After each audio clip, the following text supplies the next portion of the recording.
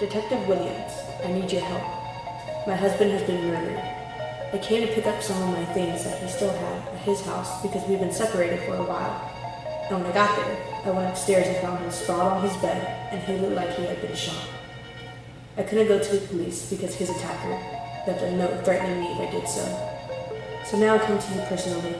Please see me at my house at this address. 1 Lodge Street, Asheville, North Carolina, 28813. Sincerely, Judy Stark.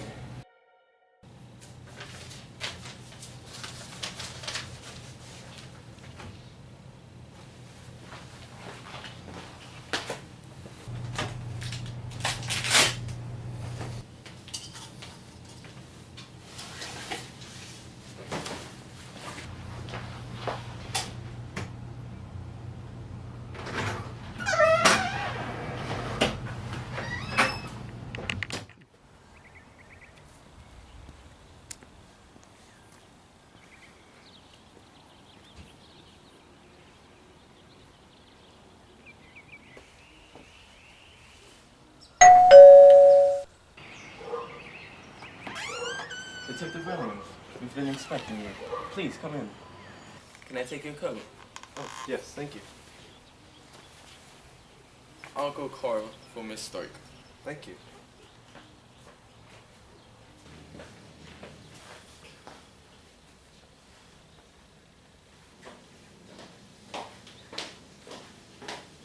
Detective Williams, pleasure to finally meet you. I apologize if I seem anxious or high-strung.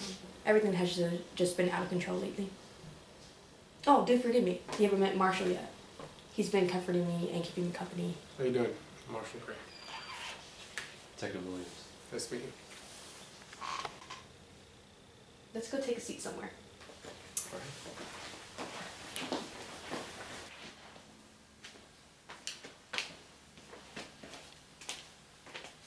So I'll have to ask both you guys questions individually. Who goes first?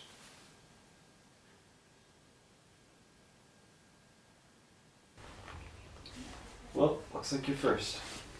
Please sit down.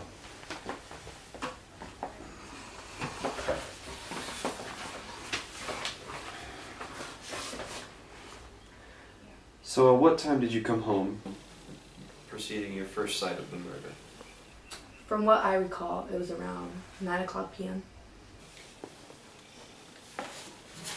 What were you doing before that time? I was spending time with Marshall. Although Howard and I were married, we were separated and preparing for a divorce. During that time, I met Marshall. Okay.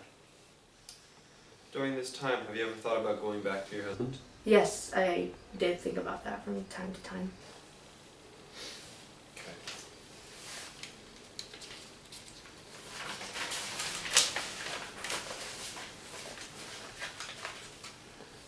Okay. And do you know anybody who would have had a reason to murder your husband? No, I don't think so. But he wasn't the kindest CEO to his employees. So you believe someone could possibly have done it to him because they didn't like him? Yes, I believe so.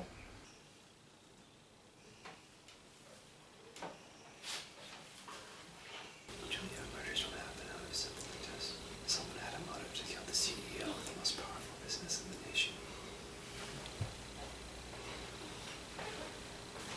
Julia, did you have any motive to kill your husband?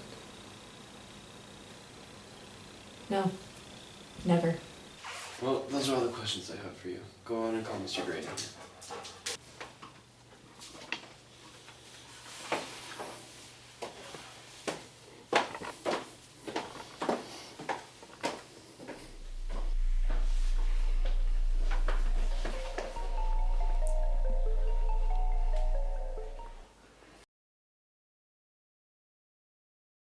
What is your occupation, Mr. Gray?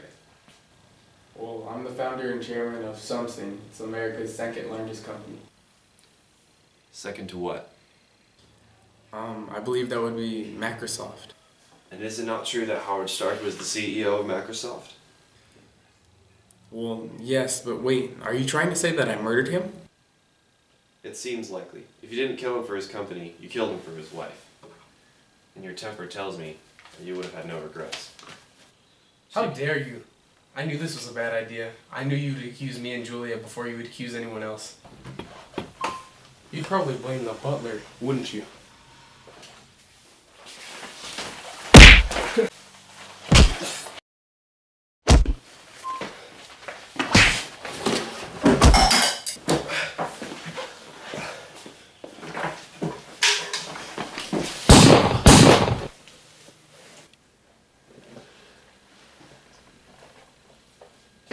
You chose wrong, Detective Holmes. I had my suspicions, but for what motive would you have mercilessly killed the man who gave you a home and paid you? Mr. Stark was a horrible man. He lacked intensity and dignity.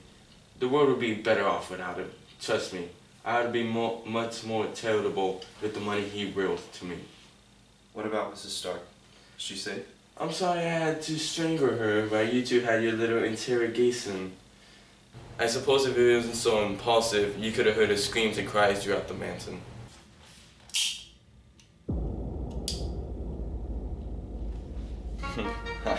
It's interesting how different the story would end if you had remembered to check your rounds. I would be dead, you would still have a chance to get Miss Stark to the hospital, and the whole case would be solved. But I'm afraid that's not how our story would end.